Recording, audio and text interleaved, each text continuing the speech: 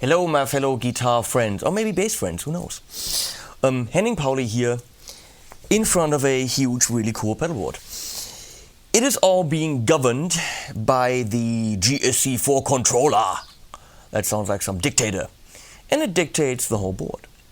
Well, it is a very, very cool looper, but not the one that, samples and loops. These terms are all very complicated. It's the G-Lab GSC4 switcher. It can do Midi, it can do a whole bunch of things, and grab a coffee, we're gonna go through a lot of them. And I'll show you some of the stuff it can do. I have 10 loopers here, 10 different switches. I've covered a lot of them, and there's very simple ones like the Octa switch from Carl Martin, now in the Mark III version, where all you do is you've got 8 buttons, and each button is a sound, and each button has little dip switches, and you just flick the switches, and it picks a combination of pedals. That's all it does. It does it very well, but it's very simple in design and in functionality. The G-Lab is very complex in functionality, but not in use. It is actually relatively easy to use. I gotten used to doing the most complicated things on it relatively quickly. And now let me give you an overview. I have my trusty second camera and the third one.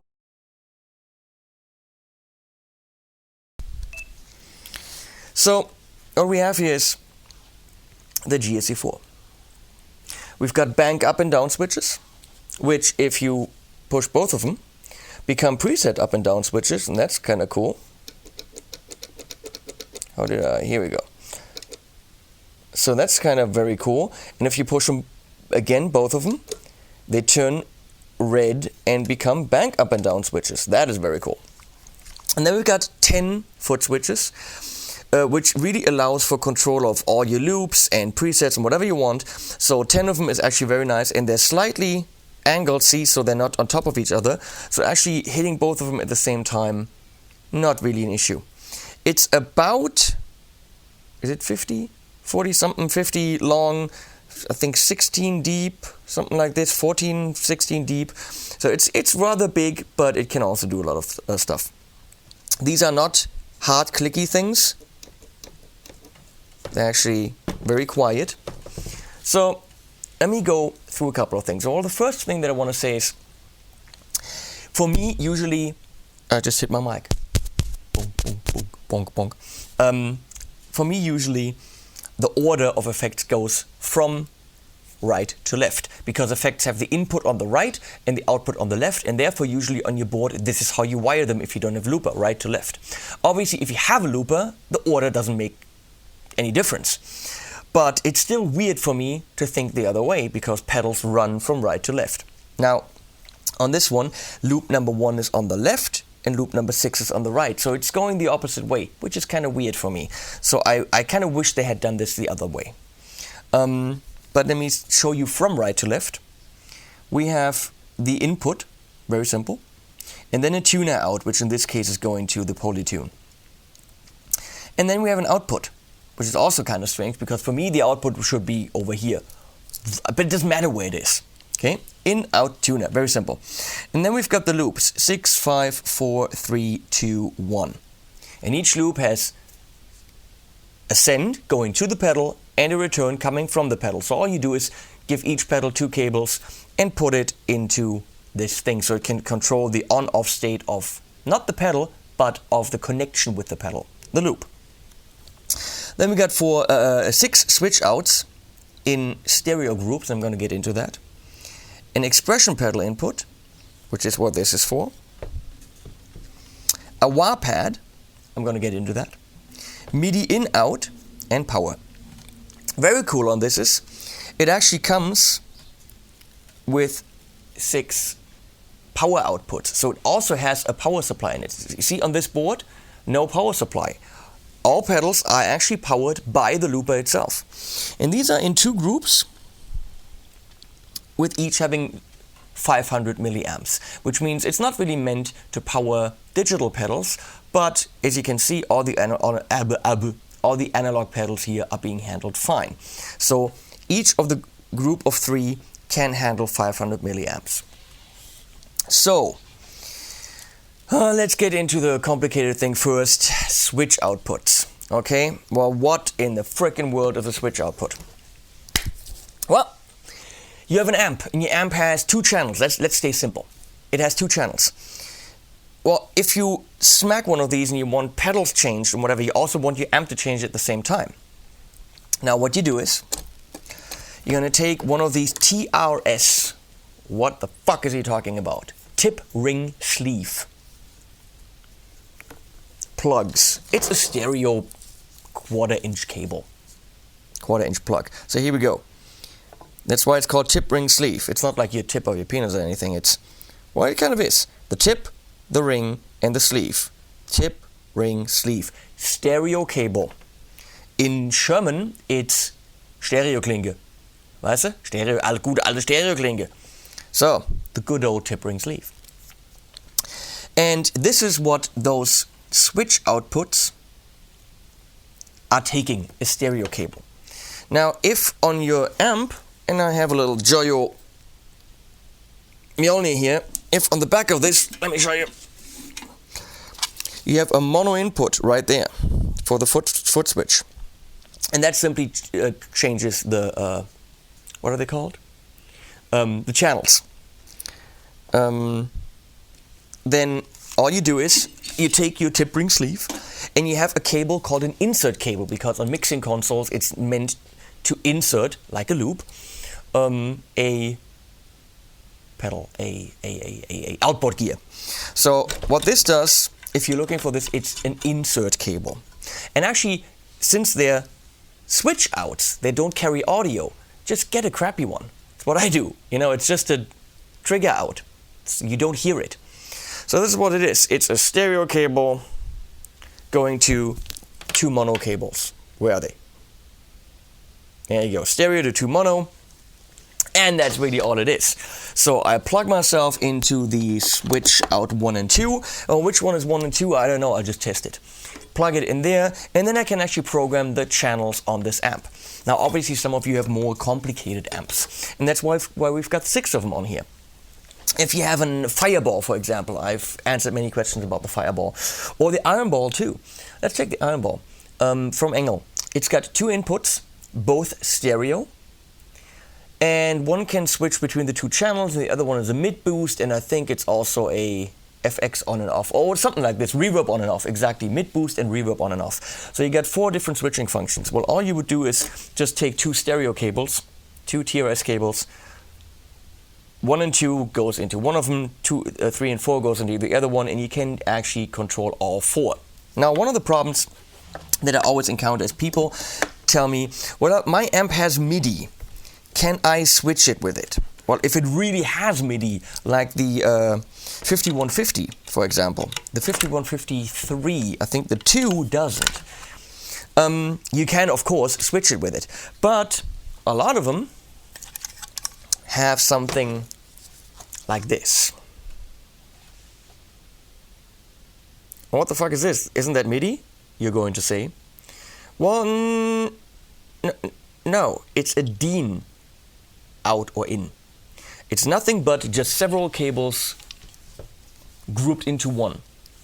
It's easier than, having several cables. So your amp might have, like this, that's from my Dietzel Einstein, a channel switch, this is custom made. It might have a channel switch like this, that, where the fuck was I? My screen turned off back there, so I was very confused now. And that simply is using a DIN cable. So if you have, like, for example, a Fryette Signature X, it has, I think, 5 different switching functions. Channel 1, 2, 3, a reverb on off, and boost, or something like this. You can still switch it with the GSC4, but you might have to have a cable that pretty much is 3 stereo cables soldered into one of the DIN cables. And GSC has a couple of these for Fender amps, Mesa Boogie, and if not, you can contact your amps manufacturer and find out how it has to be made, but you can access 6 switching functions with the GSC4 to replace your foot pedal on your amp. Switching functions is always the big thing, I don't know where to put things here. The big question I get, how do I switch my amp? And people don't understand this. It's nothing but just a little clicky thing that you program. It's a programmable clicky thing. It can replace your amp's channel switcher depending on what amp you have. Okay? Sometimes it's easy, just a cable, done. Sometimes you need an insert cable, done. Sometimes you have to, you know, put a little bit more effort into it. So we can obviously turn on and off the 6 loops. Something that bothers me a little bit is there are only 6 loops. I have a really complicated looper right here, but I can only really use 6 pedals. Well, if I have 6 pedals, do I really need a looper? Most of them do have 8. The G2 from the gig rig has 10, as far as I know. And also none of these are stereo. Well, what about my stereo pedals? Well, this could be a drawback. G-Lab generally, I think, has everything in 6s. So is 6 really enough? Well, for me, really not. But that doesn't stop me, because G-Lab has expansion boxes, which is pretty much just a little looper without foot switches that can be triggered by Midi. So you just send it the command saying, turn loop 1 on, turn all 4 on, turn whatever on. And they're called M4L. They also have this in 2. So if you want to add 2 loops, you can. You want to add 4, fine. You want to add 8, fine. So that'll give you 14 loops, which is actually what I have right here. I have 14 loops. It's right there. It's a box. It's about $150. It's a 4 loop box, in, out, 4 loops, and you can just switch them right here, so you can see. But obviously you can integrate that, let me see, in the switching functions on the GSC4. Now, I actually have 2 of those stacked on top of each other, and they're running in parallel for stereo. So one of them is carrying my left signal, the other one is carrying the right signal for my Strymon pedals. So this whole setup is completely stereo, which is where the Carl Martin Bandmate 15, or the Roadie, sorry, where the Roadie comes in. Amazing amp, stereo, and this is what I'm sitting here in front of programming. So the 6 loops are a drawback when you just buy this, but if you want more, not a problem. I just read in the manual, which is very cool. You can split this. I know this question would be coming. You can split them up in before the amp and after the amp in 2 and 4, as far as I understand. Actually not, in 2 and 3. So loop number 1 and 2 would be before the amp. You use loop number 3 to go to the amp and back from the amp. And then you have 3 more to put in the FX loop on your amp. So yes, it can be split into 2 sections. One section would have 2 loops, the other section would have 3 loops. Loop number 3 would be kind of as an FX send and return. And that is why right here in the display, which is very nice and colored and shows you everything, it says loops not splitted.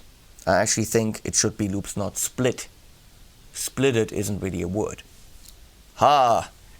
That was Polish, guys. Actually, I talked to Jakubowski, the guy behind this, and his English was really, really great. But, hey, loops not split. Next revision, fix it. So, how to, what else do we have? Not how to operate. We've covered the switch outs.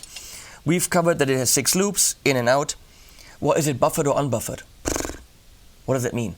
Well, sometimes buffering is better because you can have longer cable length and your signal stays cleaner if you use a lot of pedals or long cables. And sometimes you don't want something buffered because you're using an old fuzz or a wah pedal that doesn't like that change in impedance. Oh, it sounds like I know what the fuck I'm talking about. I don't know what impedance is. I'm just repeating things here.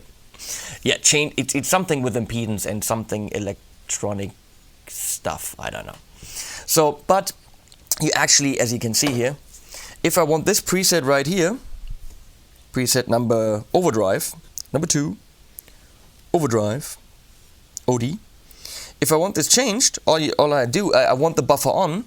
Per preset, I just go here and hit OK, buffer state on, and bam, all of a sudden, the buffer is on. Or the buffer is off. So per preset, you can switch whether the buffer is being used or not. Now that is neat, huh? And brings us to the wah pad. Wah pad's kind of really cool idea by G-Lab. Well, usually you go and you step on your wah and you have to do that click thing, and then your wah is on, and that really just takes time and it's annoying. Click, and then you wah wah wah wah wah wah wah, and then click to turn it off. Well, they just pretty much made a very thin pad that your wah sits on, and it's pressure sensitive. So your wah is always on, and that pad simply has a loop.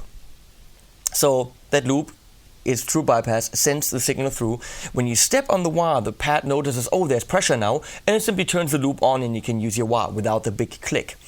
And on this, you wire your wah pad into this, as far as I understand, I don't know how that works. Thank you, email. You wire your wah into this, and then wire the wah into one of the loops, and then you assign a loop number to that wah pad input, and as soon as you step on the wah pad, that loop will become active. It's that simple. The wah is always out of the signal chain. As soon as you step on it, there's pressure, and that loop becomes active. Now that's freaking cool. Okay, let me show you a couple of functions here. This is not a tutorial on how to use that, but I'll show you a couple of cool things. Well, it looks as if this is very, very complicated, but it really isn't. If we go to menu, bank preset and copying. Now that is neat because I programmed myself one bank and just copied it over and over and over, changed the name to the song that is played with this bank, and that's it. Bank change mode, Midi devices here. I defined 4 MIDI devices with the MIDI numbers, channel numbers 1, 2, 3, 4, and that's my BigSky, TimeLine, Mobius, and the loopers, which are actually getting the same MIDI channel so that they switch in parallel. So I don't have to program 2 different loopers. I just send one message and they're both getting it. So here I can define timeline, and I say what number, what name. And here's the cool thing. Tap tempo on. Very simple, very cool, because I can actually tap the tempo from here. And there's a controller list, and I tell it that I want to use the repeat knob and the mix knob if I wanted to. And you simply give it a name and a controller number, which you can read in the manual of your timeline. So I define this for my devices here on the Mobius. It's number 3, tap controllers on, list, speed. Speed is controller number 17 in the manual of the Mobius. Relatively simple. If you know what you want, you have to know what you want. So, let's go to expression pedal. And I take a standard analog expression pedal. This is very cool. I turn it on, stay it on. And what I do is, learned this from the Strymon video, I don't use an expression pedal. I use a volume pedal. Standard Ernie Ball volume pedal, and instead of using a stereo to stereo cable, I just use these two. Just use an insert cable, and it works really well. So I go to current value. So right now it's fully up, and now you can see that I can change the value while I use my pedal. And that means I'm able to use one expression pedal to send to any MIDI controllable device that I'm using, and per preset use different things. One time this could be my feedback on the delay. The other time it could be the speed on my Mobius, which I will show you on here, this preset. Preset number 4 here, my tap test. So look at the speed on the Mobius as here we go, see this? I can actually change the speed of my rotary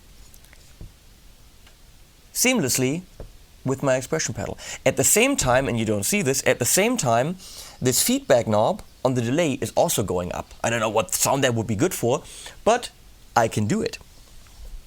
And I simply went to MIDI devices. Remember, one is BigSky, TimeLine, Mobius, and the M4L. So I hit OK, and then I go into programming. That's all you do. So I go to timeline, control expression pedal. There you go. Expression pedal. Number 1 is repeats. I can do 3 things at the same time with the expression pedal. So I control the repeat, and then it says number 2 is used for MIDI device 3. That is very cool. And I go to MIDI device 3, expression pedal, and it shows me speed, because I named it before. So if you set up your whole system, it's very easy to say, hey, on this one, I want a tremolo, but I want to be able to control the tremolo as I play.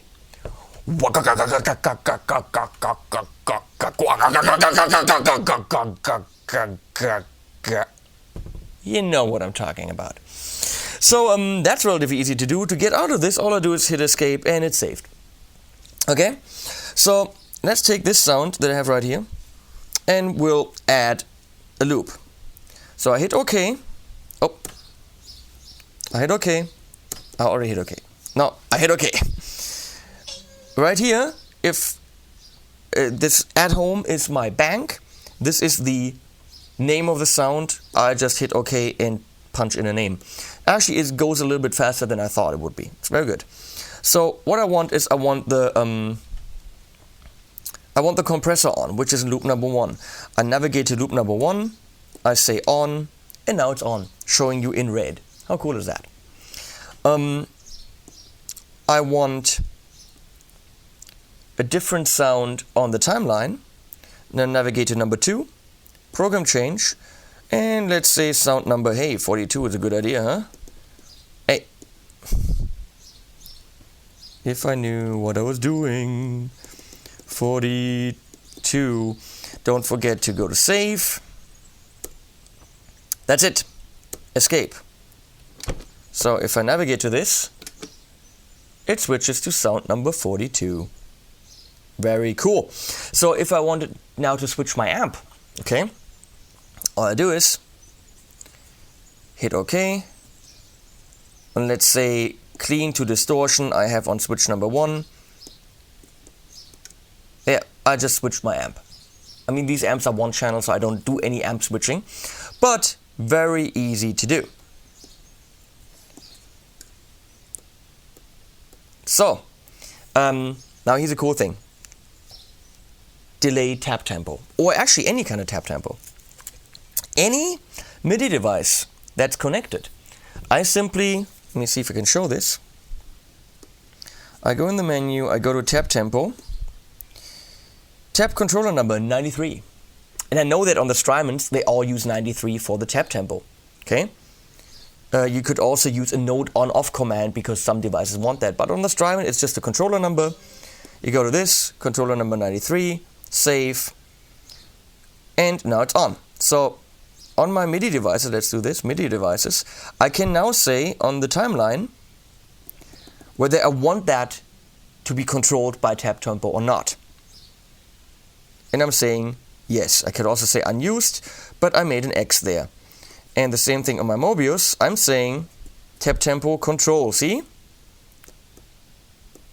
So what now happens is, any MIDI device, let's say I go into this sound, here we go. So, and I hit number 3, now it changed to preset Zibi.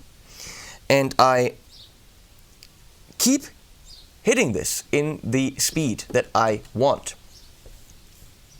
Let's look at the lights.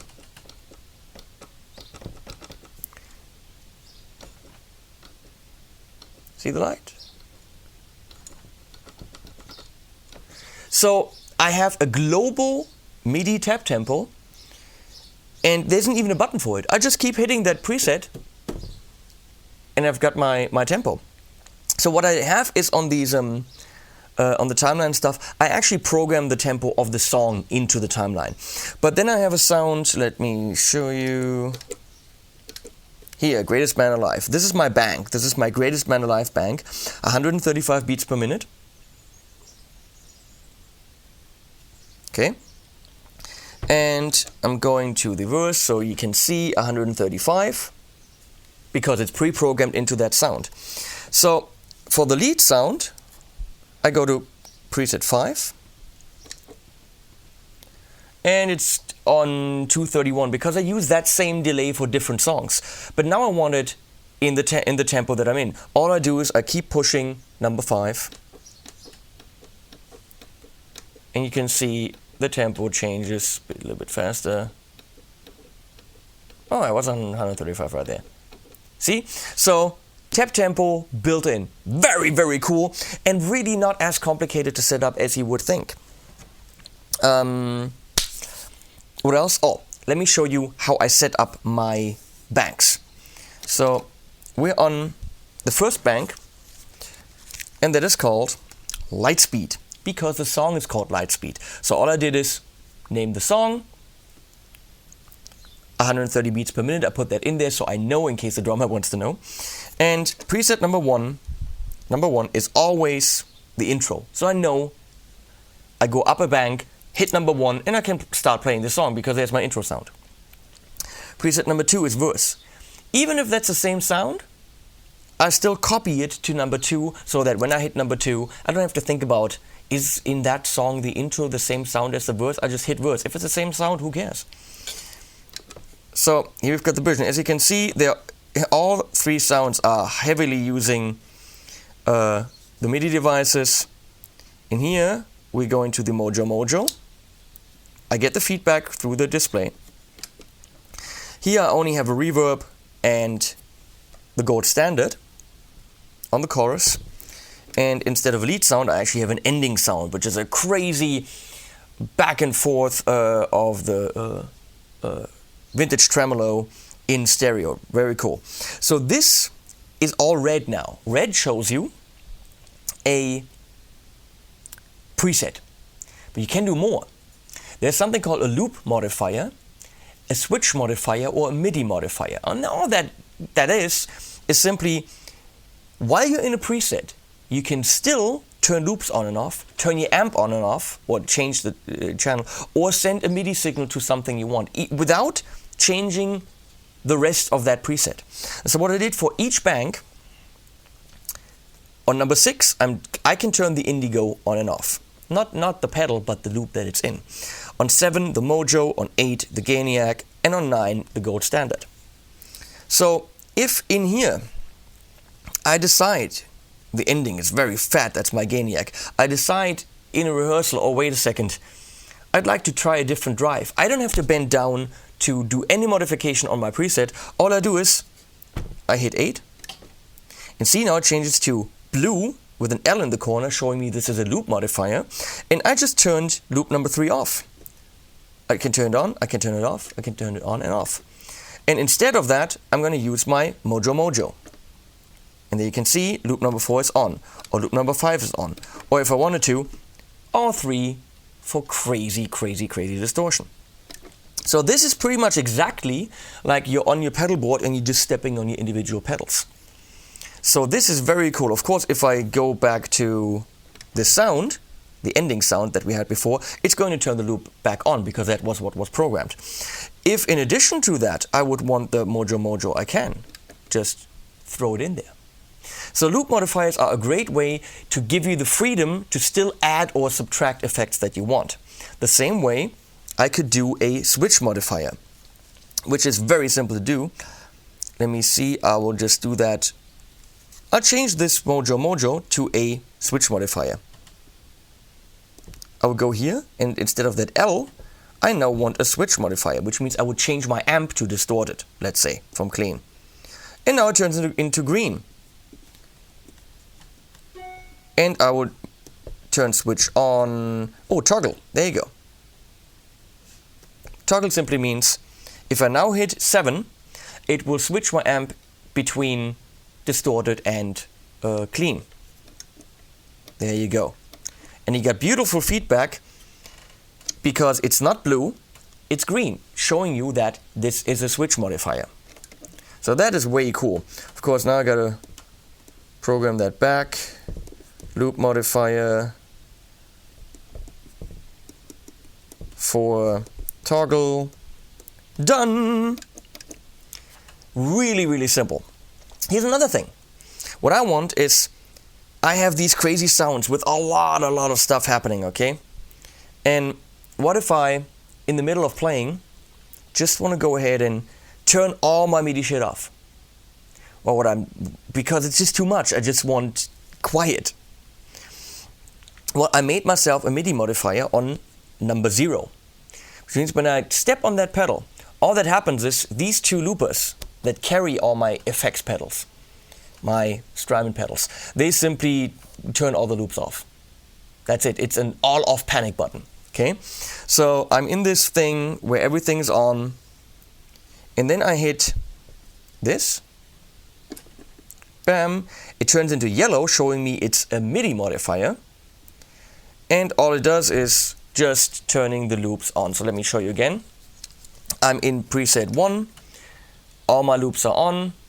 And I'm playing, and I'm in the rehearsal, and there's blah, blah, stuff going on. And I'm like, hey, just quiet. Off. How cool is that?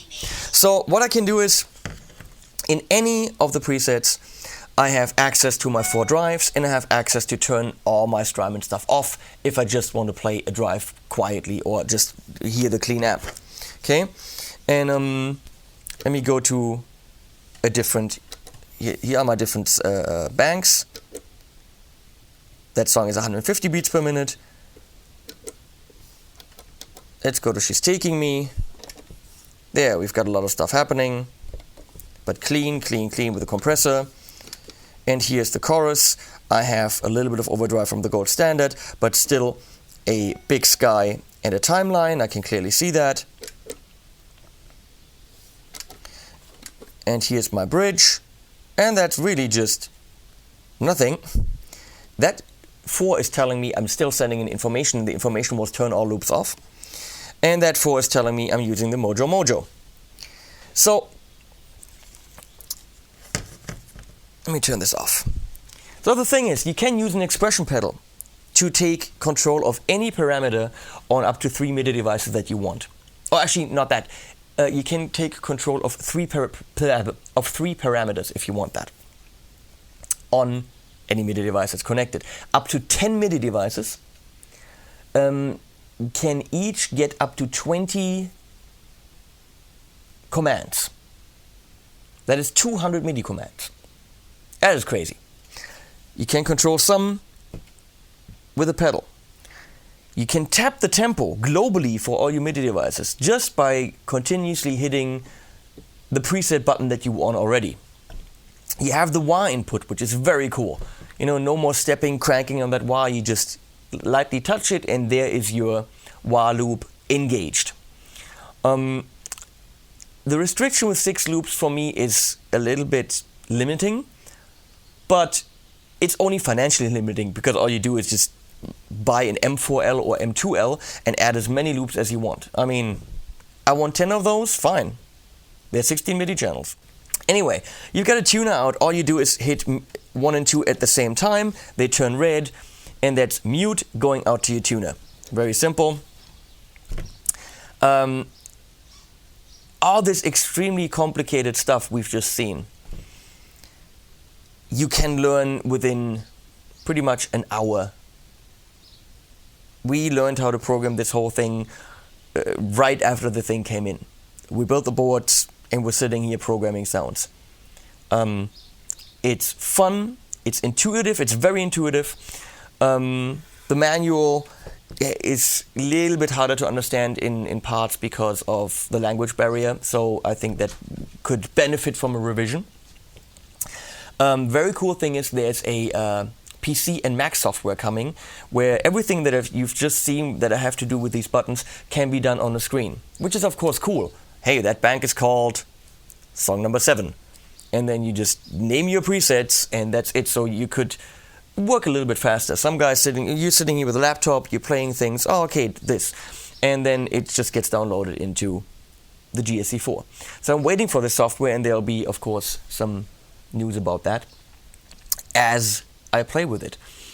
So that was the overview over some of the stuff you can do with the GSC4. Again, 6 loops, presets, that's normal, but you've got a loop, MIDI or switch modifier, which means any button on this could simply be access to your pedal.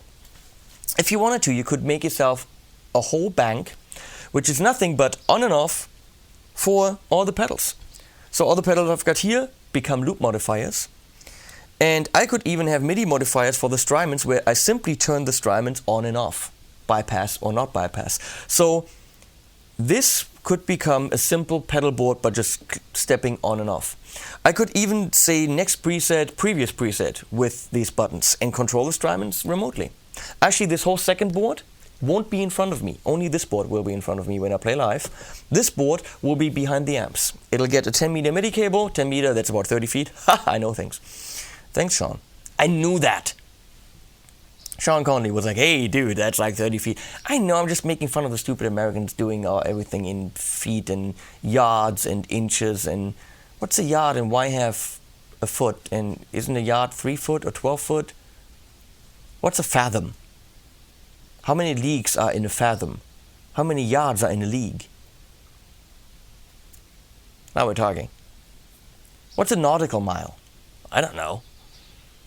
A mile is 1.6 kilometers. That makes total sense. Anyway, really, really cool thing. I'm absolutely excited to use it, and it absolutely enables me to do things that I wouldn't have been able to do without this.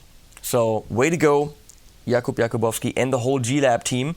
You will hear the setup in other videos. You will see me do stuff with it. And if you really, I mean, do we really need an in-depth manual of how to do this? Maybe I film that. Might be. Could be cool. Okay, so that was the overview. I will see you in the next video.